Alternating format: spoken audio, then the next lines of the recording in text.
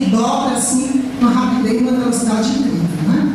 E que muitas vezes nós não conseguimos acompanhar, porque realmente está, às vezes, fora da nossa limitação, dá conta de todo o processo de avanço, né? Tecnológico e tudo mais. Então, veja só, muitas vezes o que acontece no país, lá em Hong Kong ou em Tóquio, uma queda significativa na Bolsa de Valores, tem uma repercussão imediata, né, no mundo todo. Aqui em Natal, nós estamos tendo, inclusive, as consequências financeiras, né, econômicas, para a vida do Estado, do país e, em particular, para a nossa vida também. Né? Afeta o mundo como todo. Isso tudo é consequência da globalização. Por favor, que ajuda a chegar a passar por toda a área. Então, mas chegou, vimos muita coisa, os meios de comunicação nos trazem muita novidade, né? muita propaganda, né? Muita informação, muita tentativa de sedução mesmo. E aí é necessário que nós fiquemos atentos, né, a tudo isso. O que é que significa, né, esse modo, esse estilo de vida do mundo de hoje? A televisão influenciando as massas, influenciando as famílias, influenciando os valores, né? O pai e a mãe ensinam o filho uma coisa, o adolescente, ensinam os valores, né, de família, os valores de dignidade humana, de respeito pelo outro. Aí, de repente, seu filho está lá na frente da TV, recebendo mil e uma informações exatamente contrárias a tudo isso que se ensina, né? Que os pais ensinam, que a igreja busca, né, formar. Então, é preciso ficarmos atentos, né, passar para os nossos filhos a importância de se ter uma visão crítica, de não aceitar tudo que é passado pelos meios de comunicação, pela TV, pela internet, pelas revistas. É preciso educar nossos filhos desde pequenos e mostrando que isso não é uma verdade. Você não é obrigado a absorver aquela propaganda, aquela informação, aquela forma de viver, né? Aquilo que eles passam, né? Os meios de comunicação, que por trás disso tem as grandes forças, são os grandes grupos econômicos que estão querendo crescer a todo custo, né? Então usam a propaganda, muitas vezes até ajudada por meio da ajuda de alguns psicólogos, né, que trabalham nessa área, como forma de seduzir, de fazer com que as pessoas se sintam no desejo, né, de adquirir tal coisa que está sendo veiculada, né, a propaganda.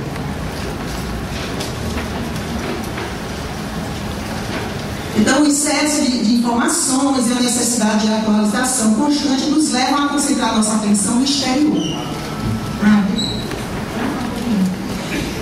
Então, o que acontece? Nós vivemos assim, né? A televisão está aí toda hora, a revista todo minuto te apresentando coisas novas. E aí você tende a se voltar para o exterior. É muita coisa sendo produzida. A moda é uma sandália nova, está na moda, é a roupa da moda, e vai o povo, né? E por trás está o poder econômico. E aí você termina se voltando para isso. Você tende a se voltar para o exterior. E cada vez mais, cada vez menos, para dentro de si mesmo. E você não percebe que está sendo levado, influenciado, né? Você está sendo movido por essas ideologias do capitalismo, muitas vezes o capitalismo selvagem mesmo. E aí? Então, quando nós vivemos voltados para o nosso exterior, para o que é fora, nós nos desconectamos das nossas realidades internas, do nosso eu, da nossa espiritualidade, da nossa vida no espírito. E aí, gente, a vida voltada para o exterior, a vida desconectada, né, de mim mesmo, do meu próprio eu, leva ao adoecimento. Então, por que hoje tantos avanços na medicina, né, na engenharia, nas diversas áreas, não estão sendo suficientes? Por que tanto adoecimento mental, psíquico? Por que tanta gente com depressão? Né? O que significa isso? A Organização Mundial de Saúde tem mostrado preocupação em relação a isso. Os índices alarmantes de depressão é uma das maiores patologias presentes hoje nas sociedades, principalmente no mundo ocidental. E é preciso refletir refletimos sobre isso. O que faz com que as pessoas adoeçam tanto? Se a comunicação está aí, né, no seu ápice. Por que isso? A psicologia, né, como a ciência humana, ela dirige seu olhar para esse sofrimento psíquico que tem afetado as pessoas. A depressão é essa patologia que eu falei, né, que a cada dia mais afeta, não só adultos, mas crianças, adolescentes, pessoas idosas, né, também. As pessoas sentem necessidade de quê? Qual é o problema? A psicologia tem detectado isso no trabalho clínico, da clínica, né? É o quê? Necessidade de relações pessoais mais profundas, relações pessoais mais significativas, menos superficiais, mais voltadas para valores que promovam a dignidade humana, a igualdade social, a valorização do ser humano, o respeito pelas diferenças. Nós temos que aprender, porque a propaganda, o capitalismo, os grupos financeiros deixam você acreditar que quem tem valor é quem pode, é quem tem mais. Você tem que valorizar mais o que tem mais dinheiro, o que tem mais status, né? E isso é injustiça, isso é completamente injusto. Nós temos que valorizar as pessoas de forma igual, temos que fazer isso, temos que aprender a respeitar o nosso corpo, a amar o outro. Quando você trata a pessoa com dignidade, você está amando. E isso a igreja ensina, a psicologia ensina, a filosofia ensina. Tá certo? Poucas são, olha, fique aí, poucas são as instituições no mundo de hoje que se preocupam, né, em promover a esperança de relações humanas mais sólidas, verdadeiras, não alienantes. Porque quando você se deixa levar por todas essas ideologias do capitalismo, do individualismo, né, você se torna alienado de si mesmo, né? Então essas instituições que promovem a esperança em relações humanas mais sólidas, verdadeiras, não alienantes, baseadas no acolhimento, no cuidado e no respeito pelo outro, graças a Deus que temos a igreja, né? A igreja é uma instituição que cuida de tudo isso, né? Então, não podemos, graças a Deus, aqui fechar os olhos, estamos fechando os olhos para isso, né? O grande valor da nossa igreja, da igreja católica, que nós fazemos parte, que somos integrantes, né? A igreja propõe, gente, eu estou falando de psicologia e estou entrando na igreja, na espiritualidade, porque nós somos o todo. Nós somos o todo dinâmico, nós não podemos separar o que é psicológico do que é espiritual. Nós temos que integrar diversas dimensões da nossa existência, né? Que é a dimensão psicológica, espiritual, afetiva, humana-afetiva. Isso precisa estar junto. Quando você separa, digamos, eu vou rezar, mas eu chego em casa, pronto, a maior confusão, ou então eu sou intolerante, sou impaciente com uma pessoa da minha família, eu posso estar fazendo coisas sem sentido. O que é isso? Você está se espiritualizando ou você está fazendo uma prática qualquer? É preciso integrar. E é por isso que eu trago a igreja mostrando também essa vivência, né, nos seus aspectos psicológicos. A igreja se propõe a ser comunidade de amor e se destaca no cenário contemporâneo com propostas éticas ante ao desafio da sociedade tecnológica, consumista e individualista. A sociedade do mundo ocidental está individualista, se tornou individualista por ideologias que pouco a pouco foram se sedimentando no inconsciente das pessoas, né? E que se está no inconsciente, vem para a consciência. É preciso da consciência se alargar para dar conta disso, né, que foi posto na mente das pessoas. O psicólogo Angélique Armon defende que a educação do senso comunitário, então a igreja é uma grande comunidade de amor, né? E esse psicólogo defende que a educação do senso comunitário é mais do que nunca urgente, tendo em vista as grandes forças coletivas que escapam cada vez mais ao controle do homem. Que forças coletivas são essas? São forças destruidoras que ameaçam a humanidade e se manifestam como a escravidão socioeconômica, a má distribuição da renda, a destruição do meio ambiente e outros males, né, que nós estamos presenciando. Até a resposta que a própria natureza está nos dando é consequência de tudo isso, né? Dessas forças destruidoras. Não é Deus que quer a terra sofrendo esses abalos, essas enchentes. É o próprio homem, né? Quem está fazendo isso. São forças destruidoras, realmente. Então, para vivermos em comunidade, a comunicação é fundamental. Mas que comunicação é essa? É diferente, né, dessa comunicação que nós vemos tecnológica, né? De forma diferente. É na comunidade que as pessoas se conhecem, se reconhecem, se comunicam umas com as outras, como um grupo que forma uma identidade. A comunicação interpessoal permite um acolhimento da pessoa em um universo familiar, acolhedor, diferente da estranheza que agrega o indivíduo à massa indiferente. Você vê, gente, a gente em São Paulo, quando a gente sai do metrô, né? Você está pegando o metrô, 5 horas da tarde, 6 horas, você vê aquela enchida, aquela enxurrada de gente saindo dentro do metrô. Aí gente chegando, correndo, desesperada. Gente, é uma massa desesperada. Ninguém se comunica. As pessoas vão fechar a porta ali, a gente entrando, gente se machucando, se atropelando, entendeu? Então, tá vendo ali é isso.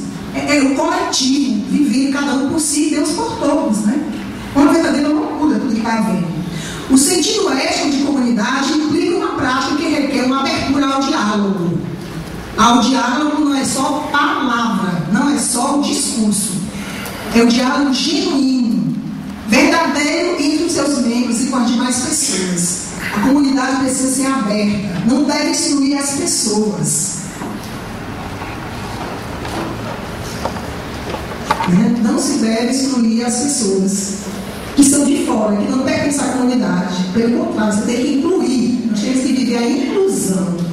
Temos que ter essa consciência. Quando uma comunidade se fecha, ela perde de vista o sentido ético da comunidade. Bom, eu conheci uma pessoa que teve dificuldade de entrar na pastoral, na paróquia. Não foi nem aqui, foi em outro lugar, mas é uma pessoa que eu conheço, é pessoa da minha família. Porque ela não se sentiu acolhida na igreja. Ela veio de Belo Horizonte e com uma necessidade imensa de participar de um grupo, de fazer parte, né, da comunidade, e que bom que ela procurou a igreja. No entanto, ela foi decepcionada. Ela não encontrou acolhimento. Né? Então, ela sentiu um certo ciúme das pessoas, não quiseram dar abertura para ela entrar. Gente, é incrível, né? Acontecer isso na nossa igreja.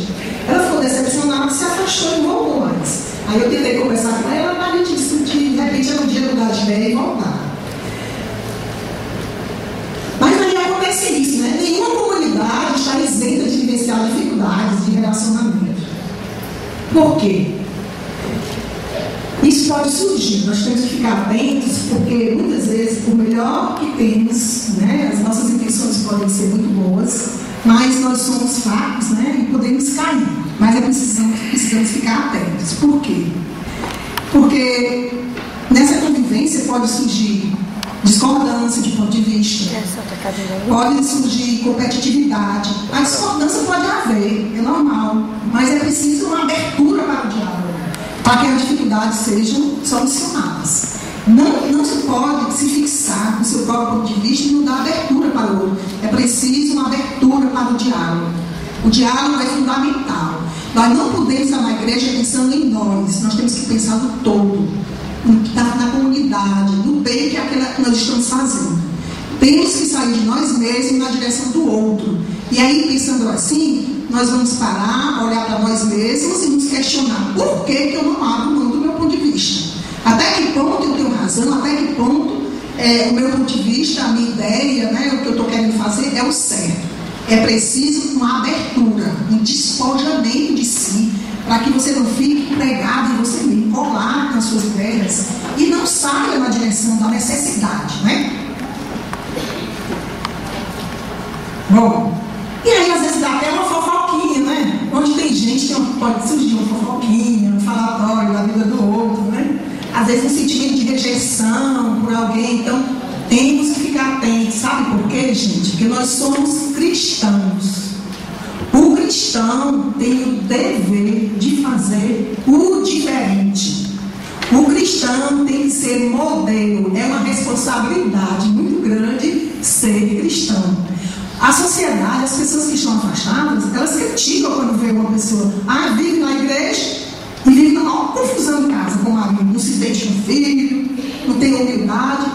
É incoerência isso. Nós temos que ser coerentes com aquilo que acreditamos. Não adianta você dizer, eu sou cristão, e no entanto, na sua vida prática você age diferente. É preciso aprender a se conhecer, a se descobrir. Por que eu não correspondo com os ideais da vida cristã? É um processo. Tem um começo, você vai amadurecendo, você vai crescendo, você vai cada dia mais se reconhecendo como cristão. Mas é preciso buscar. Se não buscar, você fica na estagnação, né? E não avança, não cresce nos ideais, né, que Jesus Cristo propõe a cada um de nós, como cristãos e discípulos dele. Então, dentro da comunidade, é preciso que a gente tenha relações interpessoais profundas, mas tem que ter cuidado com o apego. Não se trata disso. Apego demais a uma pessoa, entendeu? Aquela coisa grudada, dependente, denota insegurança, autoimagem negativa, incerteza de ser amado e carência afetiva. Aliás, essa questão do apego é uma das coisas que tem se constituído às vezes um problema dentro da igreja e das comunidades. As pessoas, muitas vezes, com suas carências afetivas, estão lá, muitas vezes, por necessidade de estar com alguém lhe protegendo, cuidando de você, lhe dando a atenção que você não tem em casa. Então é preciso buscar um autoconhecimento, é preciso buscar uma ajuda, um aconselhamento, uma orientação espiritual, né?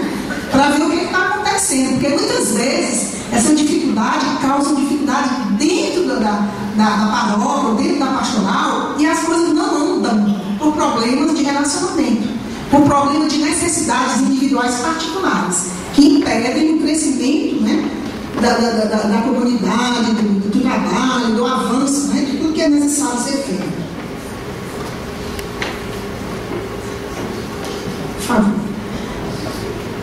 Pastor. Sim, volte aqui. Então, vamos voltar aqui. O individualismo cria um alto nível de alienação, uma vez que o indivíduo não só se isola dos outros, mas também de uma fonte espiritual mais profunda. Com a alienação crescente, vem a apatia e o amortecimento da existência. Então é isso. A psicologia mostra também que a falta de saúde se instala na dimensão afetiva quando não conseguimos estabelecer relações significativas. Então, no mundo de hoje, gente, nós somos mais formados para o desamor. Dentro da igreja, a gente tenta, a proposta é essa: vamos viver para o amor. Mas, de um modo geral, a sociedade é formada para o desamor, para o vício, muito mais do que para a virtude. A facilidade é grande, a porta larga, né? A porta é ampla para tanta coisa que se pode fazer, mas que não conduz a gente ao crescimento, né?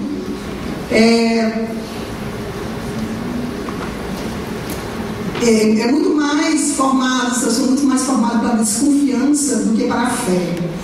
Os relacionamentos sadios e a amizade autêntica abrem espaço à pessoa, aos outros, ao mundo, a certeza de ser amada, a segurança de ser digno de amor. Então, se nós nos relacionamos de uma forma saudável, nós conseguimos ajudar o outro, dar ânimo ao outro, novo entusiasmo no trabalho, no serviço pastoral, enche a vida de sentido, fazem-nos voltar para Deus, que é a plenitude da amizade. É muito importante ter amizades, né? Mas cuidado com a perda.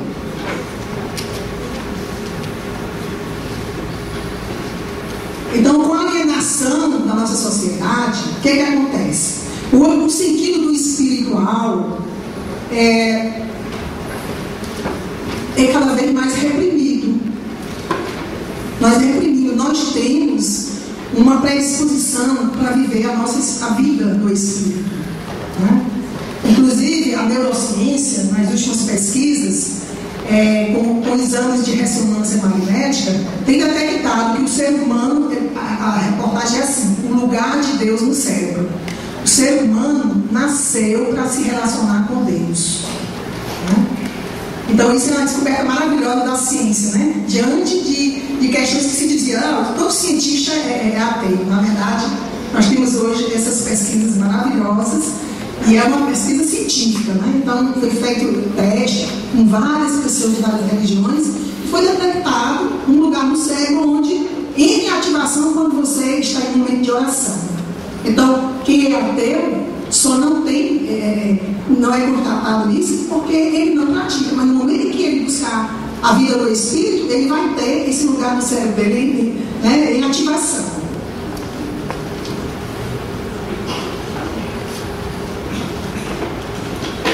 O sentido da vida do mundo ocidental está em cada vez mais adquirir o máximo possível de coisas materiais. A aquisição tornou-se uma religião.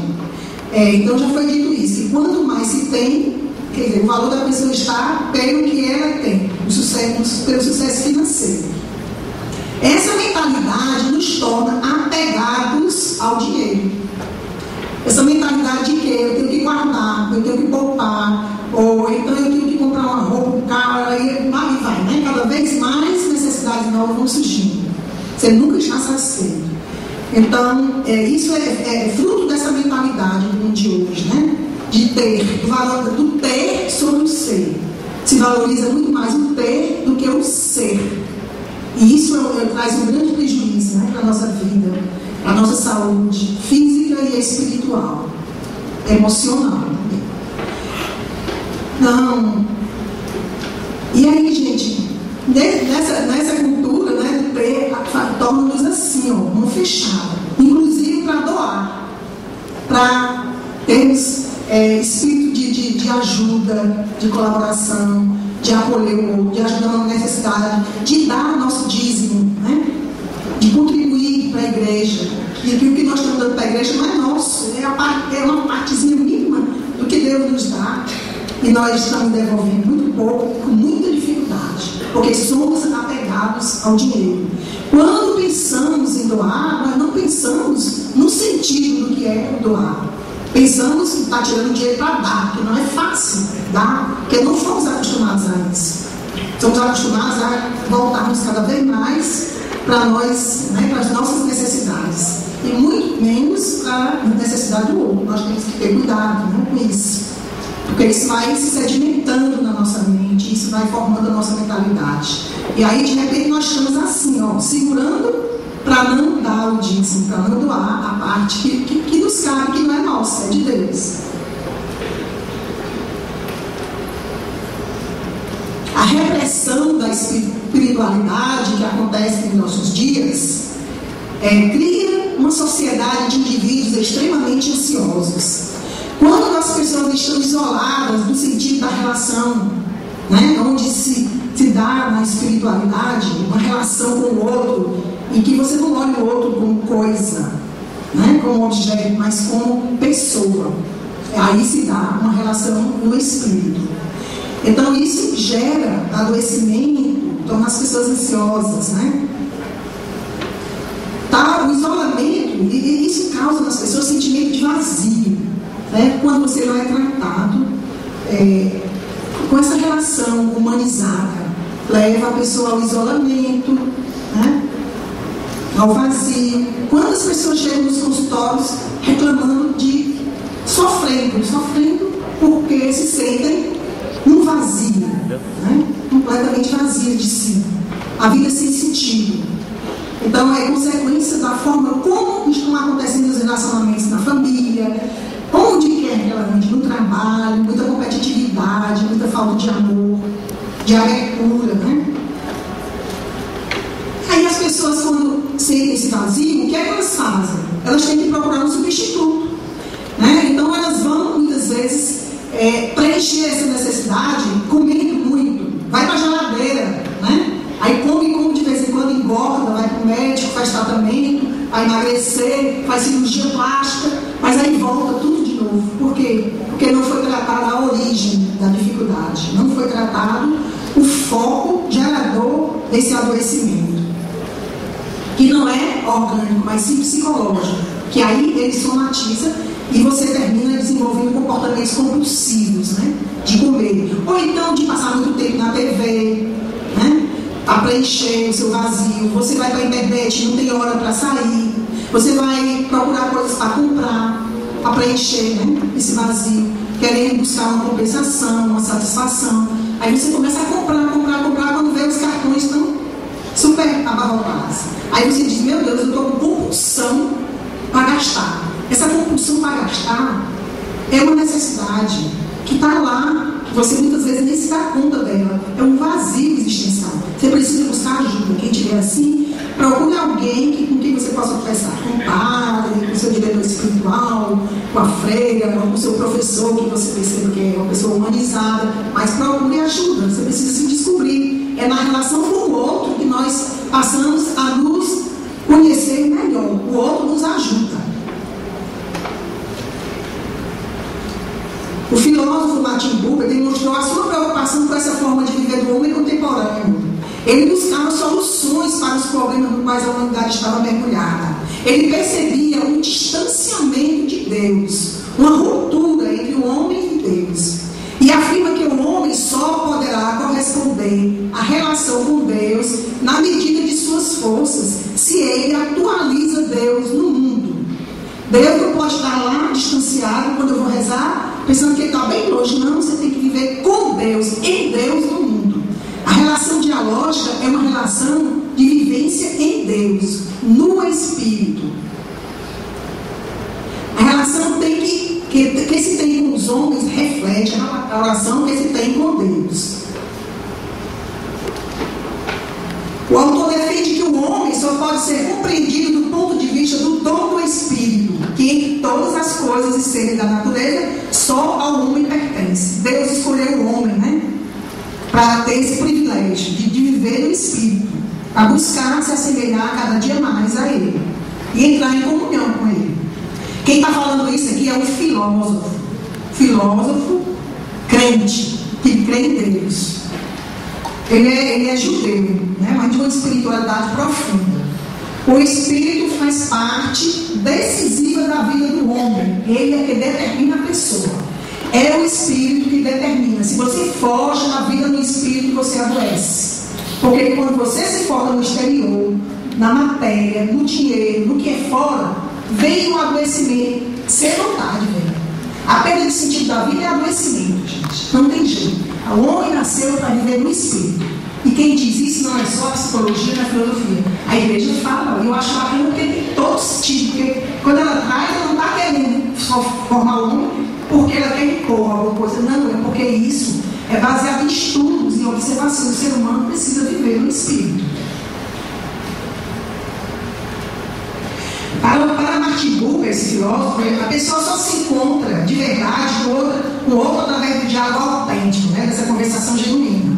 A linguagem profunda, né, é muito importante, onde você não só está perto do outro falando, mas quando você é alguém que ouve e mergulha naquilo que a pessoa está falando, você entra no mundo da pessoa. Dialogar não é só palavreado, blá blá blá, não. É preciso acolher o outro, silenciar, deixar o outro falar, deixar o outro se expressar, dar espaço para que o outro se expresse, né? Aí a partir daí você vai tentar entender a pessoa, compreender o que é que ela quer dizer, o que é que ela está falando. Porque muitas vezes nós falamos muito, falamos, não prestando atenção no outro.